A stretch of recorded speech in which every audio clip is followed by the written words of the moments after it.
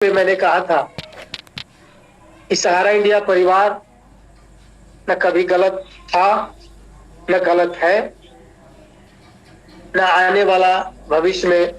किसी तरह का असंवैधानिक काम करते हुए गलत होगा। मैं पूर्व में अपने संबोधन में कहा था, उस समय के वर्तमान 2004 की जो भी सरकार थी, उनका उनके तहत अधीन काम करने वाले जितने रेगुलेटर थे, सारे रेगुलेटर्स की क्या कार्य प्रणाली रहा और किस तरह से जो है हमारी संस्था को उस समय पर परेशान किया गया, किन किन लीगल मैटर पे जो है उन्होंने परेशान किया। मैं एक एक बिंदु पे उस समय प्रकाश डालने की कोशिश की और उससे मैंने साबित करने का कोशिश किया कि मेरी संस्था जो है, हमारी संस्था कहीं से गलत नहीं थी। आज मैं कुछ न्यायपालिका के ऊपर अपनी कुछ राय रखना चाहूंगा, क्योंकि 2012 से लेकर वर्तमान तक भारत की प्रणाली की जो न्यायपालिका रही, उसके बारे में मैं कुछ अध्ययन किया और जो समझा बुझा, जो मेरे विवेक ने कहा, मैंने उस पर विश्लेषण कुछ किया, जो उन बातों को आपके सामने रखना चाहूंगा। उस न्यायपालिका के आधार पे मैं ये साबित करने की कोशिश करूंगा कि सहारा इंडिया परिवार किसी भी स्तर पे गलत नहीं था और उनको पुनः उस पे न गलत होने के बावजूद भी संस्था को सजा दी गई और आज हम लोग इस परिस्थिति में हैं।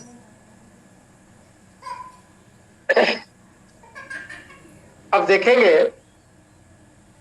कि इंडियन कॉन्स्टिट्यूशन में भारतवर्ष के जो चीफ जस्टिस ऑफ इंडिया है,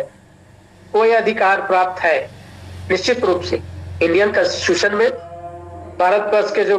चीफ जस्टिस ऑफ इंडिया है का जो पद है, उसको कोई अधिकार प्राप्त है कि वो लॉ को किसी भी विवेचना कर सकता है। ये सही भी है, ये संविधान के आधार पे है, ये लॉ के आधार पे है, क्योंकि तो माना गया है कि CGI chief justice of India एक भरोसेमंद जो है संविधान का कस्टोडियन है, जिसे हम नेचुरल जस्टिस भी कहते हैं। मैं सहारा के केस में बात करना चाहूंगा, सहारा इंडिया परिवार के केस में। जब सहारा इंडिया परिवार के केस में भारत के महामहिम परम आदरणीय राष्ट्रपति महोदया जी के पास जब भारतवर्ष के सुप्रीम कोर्ट के जितने एडवोकेट थे, उन्होंने अपना एक महाभियोग प्रोसिक्यूशन जो है महामहिम राष्ट्रपति के पास जो है अगेंस्ट द उस समय के जो वर्तमान chief justice of India Shri JS. खैर, आदरणीय श्री जे.एस. खैर साहब, आदरणीय श्री राधाकृष्णन साहब के विरुद्ध जो है कि तीसरी बार भारतवर्ष में किसी चीफ जस्टिस ऑफ इंडिया का 2 बार लग चुका है महाभियोग, प्रोसिक्यूशन लग चुका है, कि तीसरी बार सहारा के केस में सुप्रीम कोर्ट के सारे एडवोकेट ने मिलकर के परम आदरणीय महामहिम राष्ट्रपति महोदया के पास ये प्रोसिक्यूशन आया है। ये तीसरी बार आया है।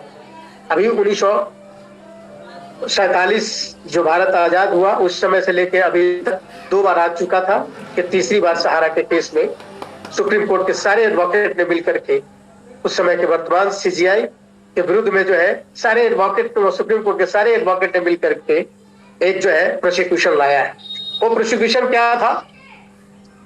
और महामहिम राष्ट्रपति महोदया भी चाह रही, उनका भी इंटेंशन है कि सहारा के केस में न्याय हो।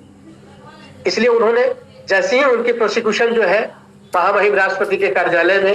हमारे सारे सुप्रीम कोर्ट के एडवोकेट ने मिलकर के दिया, महामहिम राष्ट्रपति महोदया जी अपने कार्यालय से, क्योंकि महामहिम राष्ट्रपति महोदया मैडम लीगल एक्सपर्ट नहीं होती है, उनके लिए भारत के संविधान में प्राविधान है, उनको एक लॉ एंड जस्टिस डिपार्टमेंट बना के दिया जाता है। वहां पे बहुत बड़े विद्वान लोग, लॉयर्स,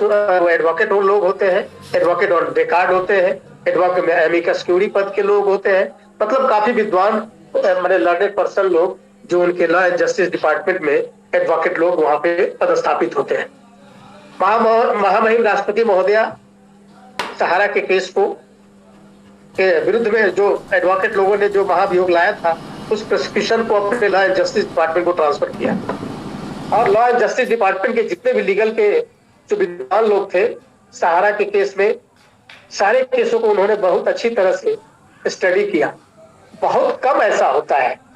कि लॉ एंड जस्टिस डिपार्टमेंट किसी भी महामहिम या परम आदरणीय सीजीआई के विरुद्ध में कोई कार्रवाई करने हेतु महामहिम राष्ट्रपति को कोई सजेशन देता है। बहुत इरले बिरले होता है, बहुत रेयरली केस में जो है उनका लॉ एंड जस्टिस डिपार्टमेंट किसी चीफ जस्टिस ऑफ इंडिया के विरुद्ध में कोई महाभियोग आता है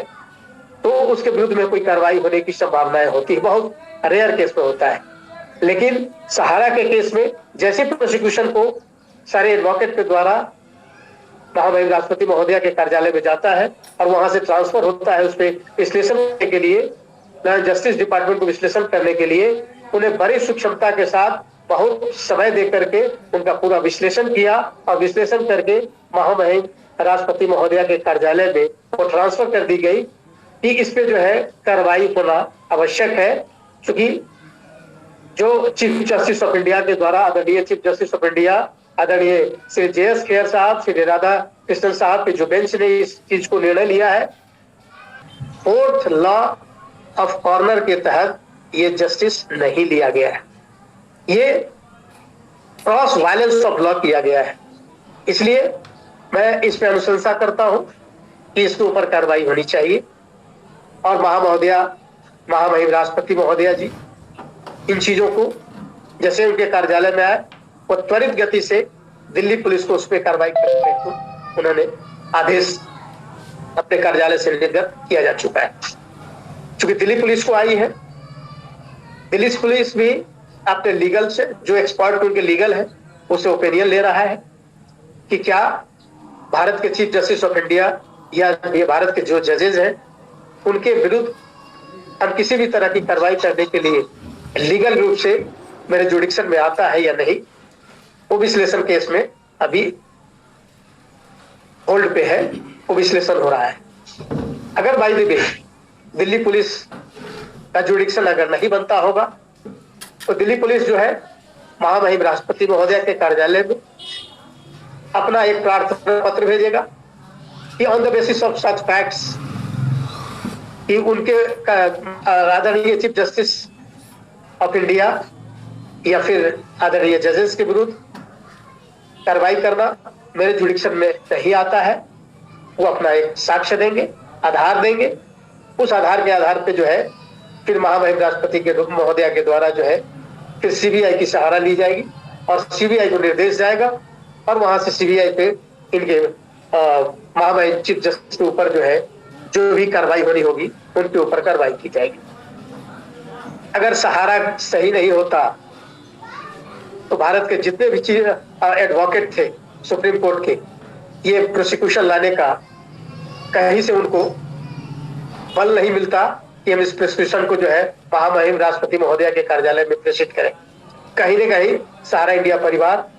अपने कार्यप्रणाली के लेकर के काफी मजबूत थे, क्योंकि उस समय की सरकार, उस समय का रेगुलेटर और उस सरकार के द्वारा दिए गए निर्देश, गलत निर्देशों के कारण जो रेगुलेटर ने अपनी हर रेगुलेटर, चाहे security board of exchange of India हो, चाहे रिजर्व बैंक ऑफ इंडिया हो, या फिर जो है सेंट्रल रजिस्ट्रार हो, या कंपनी ऑफ रजिस्ट्रार हो,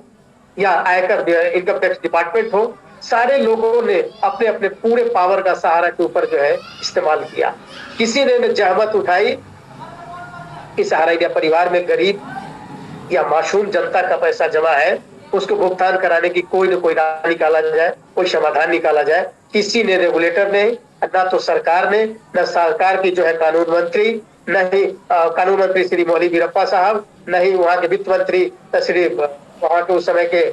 जो भी वित्त मंत्री थे वो वित्त मंत्री है या गृह मंत्री है, या उस समय के जो कार्यरत आदरणीय जो है प्रधानमंत्री है, किसी ने इस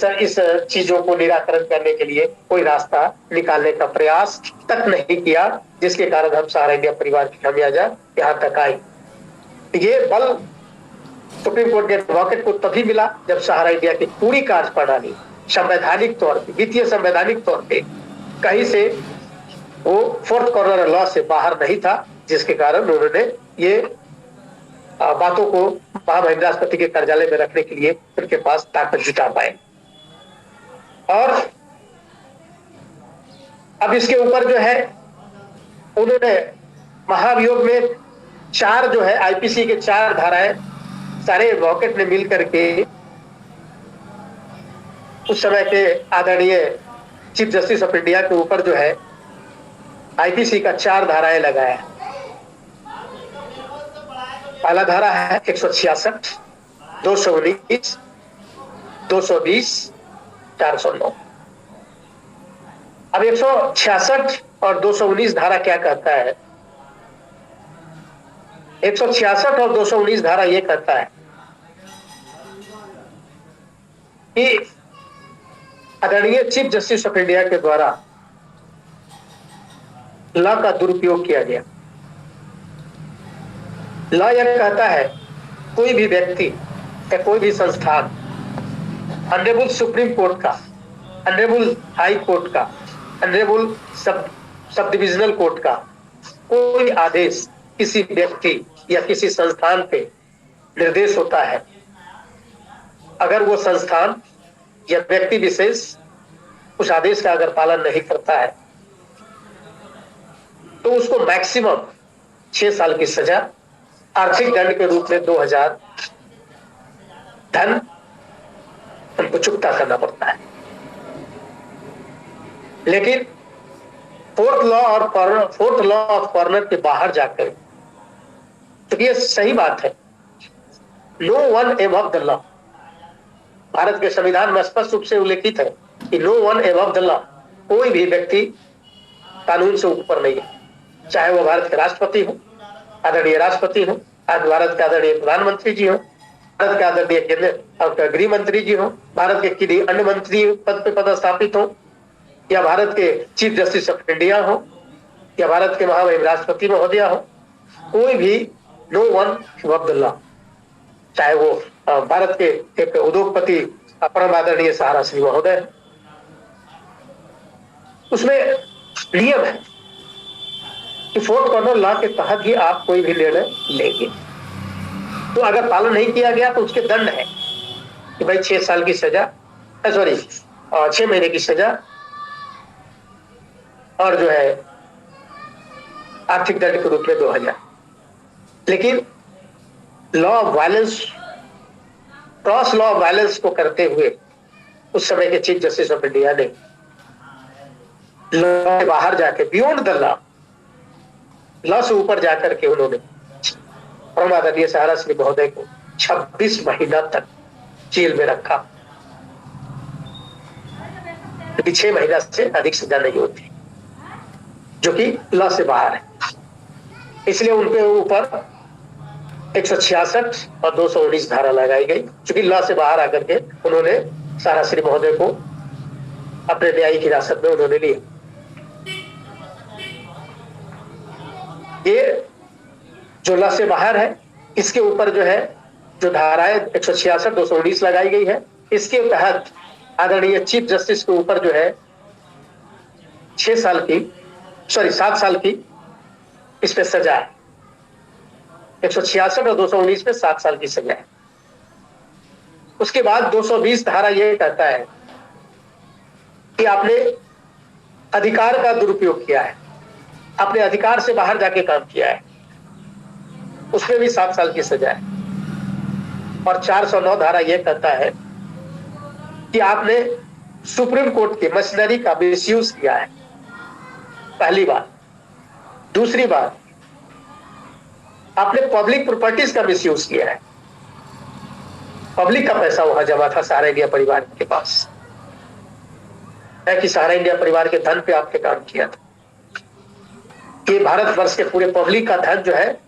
सहारा इंडिया परिवार के पास जमा था, जिसपे आपने पब्लिक प्रॉपर्टीज का आपने जो है क्षति पहुंचाई है। और तीसरा है कि पब्लिक टाइम का जो है, पब्लिक के टाइम का आपने मिसयूज किया है, इसलिए आपके ऊपर 409 धारा लगाई जाती है। तो 166 और 219 में 7 साल की सजा है। लॉ से बाहर जाकर के आपने निर्णय दिया। 220 में क्या है, आपने अधिकार से उस पर बाहर जाकर के डिसीजन दिया, उसमें 7 साल की सजा है। 409 में है कि आपने सुप्रीम कोर्ट की मशीनरी का मिसयूज किया, पब्लिक प्रॉपर्टी का मिसयूज किया, पब्लिक के टाइम का मिसयूज किया, इसलिए उम्र कैद की सजा का उसमें प्राविधान है। सीधा सीधा बनता है कि आप जो है उम्र कैद की सजा पाने का हकदार है। ये अभी दिल्ली पुलिस के पास है, अगर वो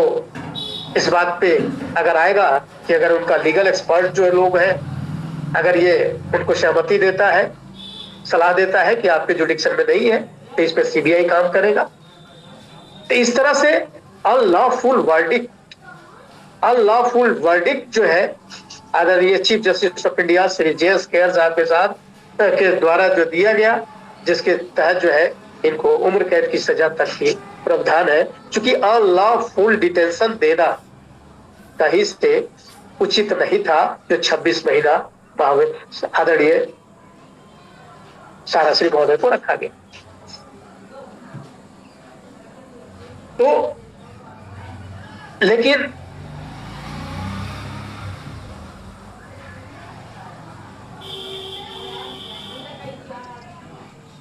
इसमें जो परेशानियां हम लोगों को हुई,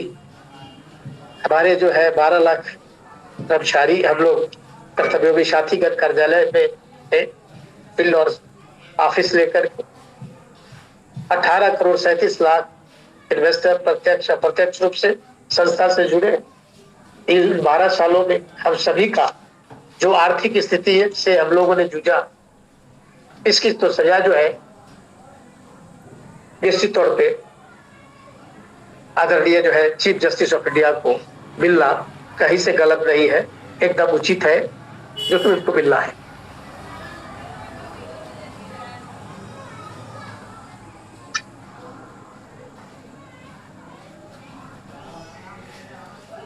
अब इसको एक लैटिन शब्द है मालाफाइड डिटेंशन। किसी ने कहा कि ये मालाफाइड डिटेंशन की एक्चुएटेड करप्टेड मोटिव के तहत ये निर्णय लिया गया था। इसलिए जो है उसमें एक प्राविधान भी महामहिम राष्ट्रपति महोदय के कार्यालय के द्वारा जो है, कार्यालय के माध्यम से एडवोकेट के द्वारा जो है एक बात रखी गई थी कि सर उस समय इस तरह की सजा सुनाने के पीछे एक्चुएटेड करप्टेड मोटिव तो नहीं था, मतलब धन की उगाही करने का कहीं से कहीं चीफ जस्टिस ऑफ इंडिया की मंशा तो नहीं थी। तो इसको जांचने परखने के लिए कोई पैमाना होनी चाहिए। कि उस समय की सरकार ने जो सुझाव दिया होगा, क्योंकि हम आएंगे कोलिजन पे भी बात करेंगे, उस समय सरकार ने क्या सुझाव दिया कि इस तरह से कार्रवाई हम तो सरकार की तरफ से कर ही रहे, आप न्यायपालिका के तरफ से भी इस तरह की कार्रवाई करके सहारा इंडिया परिवार की सारे दुकानें को बंद करा दे, उस मानसिकता से किया गया, या स्वयं का चीफ जस्टिस आदरणीय chief justice of India Shri JS. Kher साहब, श्री राधा कृष्णन साहब का एक्चुएटेड करप्टेड मोटिव के तहत किया गया। अब इस दोनों चीजों को परखने के लिए जितने भी एडवोकेट थे सुप्रीम कोर्ट के, महामहिम राष्ट्रपति महोदया से एक प्रार्थना किया है कि सर इनको 3 टेस्ट से गुजारा जाए। उस 30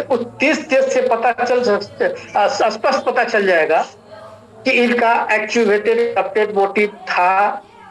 या उस समय के सरकार के द्वारा पूर्वाग्रह से ग्रसित होकर के जो प्रभु सहारा श्री महोदय के द्वारा आदरणीय सोनिया गांधी को जब इलेक्शन में खड़ा होकर के भारत की प्रधानमंत्री बिना इलेक्टेड हुए भारत का प्रधानमंत्री बनने की जो मंशा बनाई थी, जिसके विरुद्ध में प्रभु सहारा श्री महोदय ने 146 प्रेस कॉन्फ्रेंस किया था और पूरे भारत देश की आम जनता को उन्होंने जागरूक किया था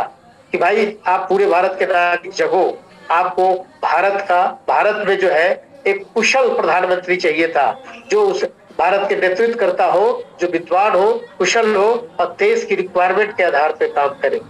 ऐसा भारत के प्रधानमंत्री चाहिए था। तो आपकी पार्टी में ही बहुत सारे ऐसे लोग हैं जो बन सकता था, और आप तो विदेशी मुल्क की महिला है और किसी पद किसी मंत्रालय का अनुभव नहीं है और भारत की प्रधानमंत्री अब क्यों बनेगी। इसी तरह का प्रेस कॉन्फ्रेंस उन्होंने 146 करके पूरे भारत देश के नागरिक को उन्होंने जगाई थी, क्योंकि भारत के सारा इंडिया परिवार के पास इंफ्रास्ट्रक्चर था। 12 लाख जो है कर्तव्योगी साथीगण फील्ड ऑफिस और 18 करोड़ 37 लाख इन्वेस्टर की हमारे पास स्ट्रेंथ था, हमारे पास स्टेटस था, जिसके माध्यम से हम पूरे भारतवर्ष के नागरिक को जगा पाए थे। ये उस समय उनकी बर्दाश्त नहीं हो पाया और उन्होंने पॉलिटिकली जो है जितने भी तरह के रेगुलेटर है और अपने पॉलिटिकल सारा इंडिया परिवार को बंद करने की कोशिश की। साथ ही साथ उस समय के वर्तमान सीजीआई को भी अपने गिरफ्त में ले लिया और वहां से न्यायपालिका से भी सारा इंडिया परिवार को परम पूजनीय सारा श्री महोदय को मतलब 166 या 219 या 220 और जो है 409 धारा में आज जो है प्रताड़ित चल रहे हैं, लेकिन ये धाराएं लगवा करके जो है न्यायपालिका को भी वहां से आम जनता का विश्वास उठ गया। पहली बार ऐसा हुआ है कि उस समय के न्यायपालिका से आम जनता को भी सारा इंडिया परिवार, चूंकि 18 करोड़ 37 लाख इन्वेस्टर है, सारे लोग पेमेंट के लिए अपनी एक टकटकी निगाहें जो है सहारा पे टिकाए रखी थी। सारे लोगों को मालूम हो गया कि भारतवर्ष की न्यायपालिका भी जो है संदेह के घेरे में है, क्योंकि कभी भी कहा जाता है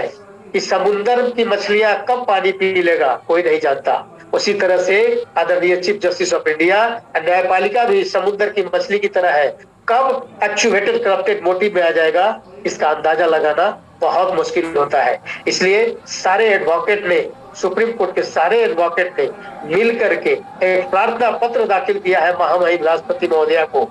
कि इनको सब 3 टेस्ट से गुजारा जाए। पहला test narco test,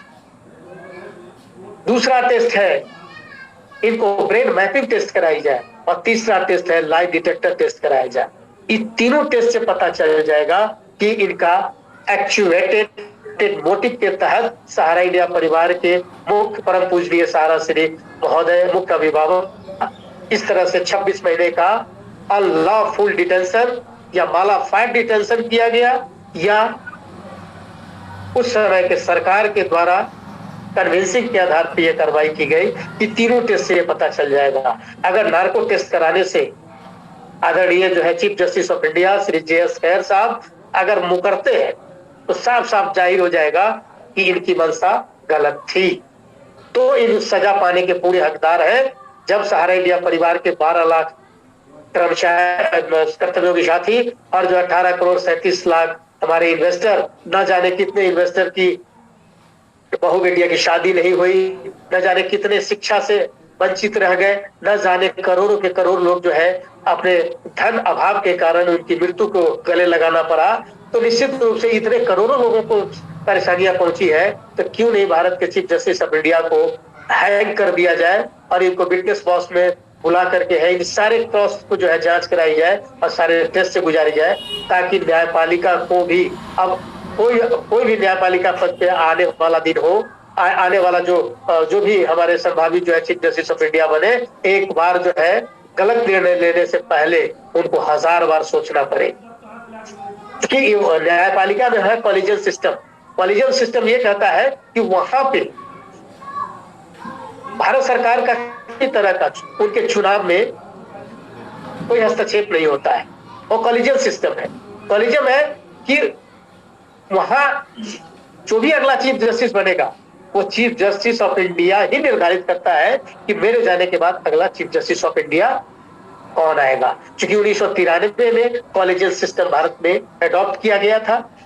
chief justice of India की नियुक्ति में या जजेस, सुप्रीम कोर्ट के जजेस में, वो आज तक चला आ रहा है। भारत सरकार कितनी बार इसमें पहल करना चाहा, उसमें अमेंडमेंट लाना चाहा, लेकिन चीफ जस्टिस ऑफ इंडिया को अगर भारत सरकार कोई नियम कानून बना करके कि अपने हस्तक्षेप को वहां पे लाने की कोशिश अगर करेगा, भी कोई नियम कानून में संशोधन भी करना चाहेगा, तो फिर अप्रूवल के लिए चीफ जस्टिस ऑफ इंडिया के पास जाता है और चीफ जस्टिस ऑफ इंडिया के पास ये अधिकार प्राप्त है कि वो कोई भी कानून को समाप्त कर देगा।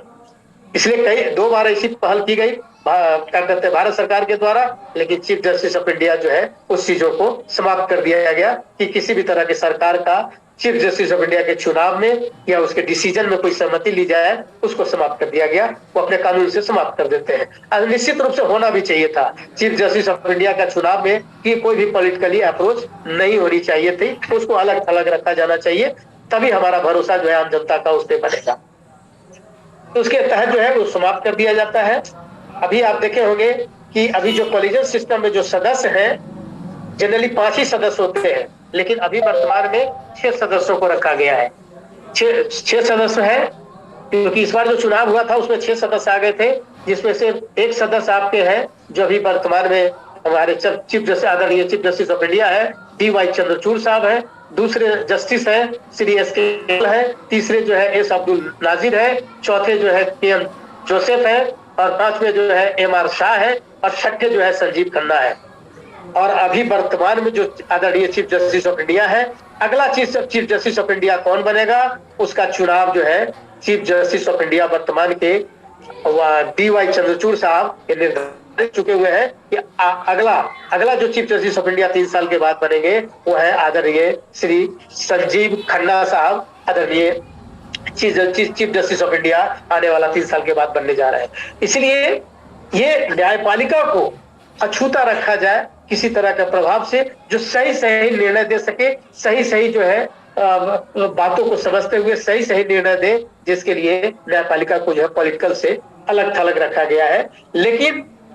मैंने कहा कि समुद्र की 5 मछलियां कब पानी पी लेता है, उसी तरह से चीफ जस्टिस ऑफ इंडिया कब एक्चुएटेड करप्टेड मोटिव में आ जाएगा इसका समझ पाना बहुत मुश्किल होता है, क्योंकि chief justice of India Shri JS. Kher साहब के बेटे की पैसे की उगाही चीफ मिनिस्टर ऑफ सिक्किम के केस में पकड़ा जा चुका है कि उसके साबित भी हो चुका है कि चीफ जस्टिस ऑफ इंडिया के बेटे ने किसी केस को लेकर के चीफ मिनिस्टर ऑफ सिक्किम से उनको पैसा लेन देन की बातें आई थी। तो इस तरह से जो है उस समय चीफ जस्टिस ऑफ इंडिया जो है काफी एक्चुएटेड करप्टेड मोटिव में आ गए थे, जिसके कारण ही अभी वर्तमान में जो हमारे सुप्रीम कोर्ट के सारे एडवोकेट ने मिल करके जो प्रार्थना दाखिल किया था आदरणीय महामहिम राष्ट्रपति महोदया के पास, पूरी तरह से यथार्थ हो चुका है। इसीलिए अभी वर्तमान में जैसे ही विटनेस बॉक्स में आएंगे तो उनके ऊपर जो है सवालों की झड़ी लगेगी और ये 3 टेस्ट से उनको गुजरना होगा। और निश्चित तौर पे ये सहारा इंडिया परिवार के केस में ही चीफ जस्टिस ऑफ इंडिया को 1947 से लेकर वर्तमान तक जो भी चीफ जस्टिस ऑफ इंडिया बने हैं उसमें ये एक अलग थलग जो है मैसेज पूरे देश को जाएगा कि अगर कोई न्यायपालिका से खिलवाड़ करने की कोशिश करेगा तो हैंड टू टैंग होंगे, जैसा जे.एस. खेर साहब के साथ जो है सहारा इंडिया परिवार के ऊपर जो गलत निर्णय दी गई है उस केस में उनकी सजा मिलेगी और न्यायपालिका जो है सहारा इंडिया केस में ही पूरी तरह से हमेशा के लिए साफ हो जाएगी कि कोई भी चीफ जस्टिस ऑफ इंडिया एक बार गलत निर्णय पे एक बार सोचना पड़ेगा, एक बार नहीं 1000 बार सोचना पड़ेगा कि गलत निर्णय देने से पहले। तो ये है ताकत सहारा इंडिया परिवार के संस्थान की। उसमें हमारे परम पूज्य सहारा श्री महोदय जो हमारे मुख्य अभिभावक हैं, जिनकी सोच की, दूरदर्शिता की और जो है आत्मविश्वास ताकत की, तो ये जो है इस तरह से जो है हम लोग यहाँ तक पहुंचे हैं। न सहारा इंडिया परिवार कभी गलत था, न है, न रहेगा। मैं पहले भी कहा था कि सरकार ने क्या क्या गलतियां की थी, क्योंकि वो लंबी हो जाएगी और भी हमारे अभिभावकगण बैठे हैं, हमारे समकक्षी साथी लोग बैठे हैं, तो उनको भी कुछ 2 शब्द रखना होगा। तो मैंने पहले सरकार के बारे में पूरे निष्पक्ष रूप से जो है सारी बातों को रखा। आज न्यायपालिका के बारे में जो मैंने अध्ययन किया 12 सालों में जो समझा बुझा उसकी जो है मैंने एक अपनी सारांश में जो मैंने रखना एक को रखना था, जो मैंने आपकी आज की इस सभा में रखा। इस तरह से जो है सहारा इंडिया परिवार वो परिवार है जो भारतवर्ष का एक वित्तीय संस्थान में एक अलग थलग और गहरा आत्मविश्वास से भरा हुआ ये एक संगठित परिवार है, जो किसी भी परिस्थिति को जूझने के लिए और उसमें एक धैर्य की परिसीमा को भी हम चुनौती देने के लिए एक सारा इंडिया परिवार के कर्तव्य साथी दल अपने आत्मविश्वास के बल पे जो है हम धैर्य बना करके रख करके जो है हम न्याय पाने के लिए हम सक्षम हैं, और 12 साल एक अवधि होती है, उस अवधि में जो है अपने न्याय को जो है साबित कर पाए कि हम न गलत थे, न है, न आगे हम रहेंगे। इन्हीं शब्दों के साथ मैं चाहूंगा अपनी बातों को विराम देना, क्योंकि दरअसल में मैं आज की सभा के बाद से मैं कुछ जो भी हमारे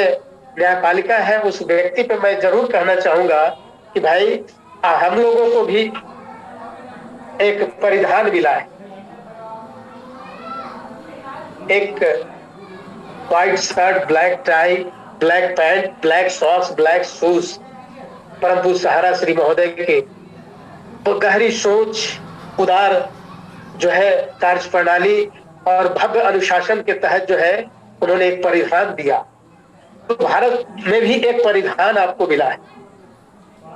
न्यायपालिका को भी एक सुंदर परिधान मिला है, जरूर उसका सम्मान करें। काला कोट आपका कहता है कि आप अनुशासन और आप विश्वास का प्रतीक है। इसके अलावा काला रंग की बात करें तो यह भी एक ताकत और अधिकार का भी प्रतीक है। साथ ही साथ काले रंग का संबंध आज्ञा और न्याय के अधीन है। इसलिए सभी एडवोकेट, सभी लॉयर्स, सारा इंडिया परिवार का एक छोटा सा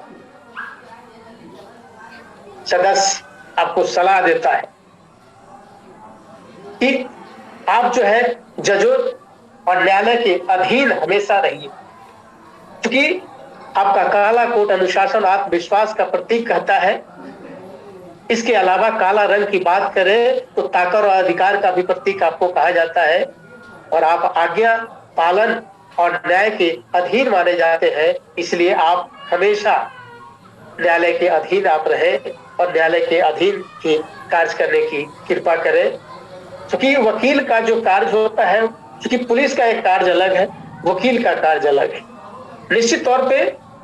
वकील का कार्य अदालत में दोषी सिद्ध करना या बचाने का काम होता है, लेकिन अगर सबूत मजबूत हो तो कोई भी न्यायालय या कोई भी जज उसको दोषी नहीं ठहरा सकता। यही कारण है कि सहारा इंडिया परिवार सही था। कोई भी न्यायालय, कोई भी वकील सहारा इंडिया परिवार को दोषी नहीं ठहरा सका। इसलिए कहा जाता है कि अगर सबूत मजबूत हो गया तो कोई भी वकील और कोई भी जज और कोई भी जो है चीफ जस्टिस ऑफ इंडिया और कोई भी अदालत किसी को सजा नहीं दे पाएगा। परेशान जरूर करेगा लेकिन सजा नहीं दे पाएगा। इसलिए हमेशा कहा गया है कि पुलिस बड़ा होता है वकील से। ये निश्चित तौर पे पुलिस वकील को परेशान नहीं कर सकता, क्योंकि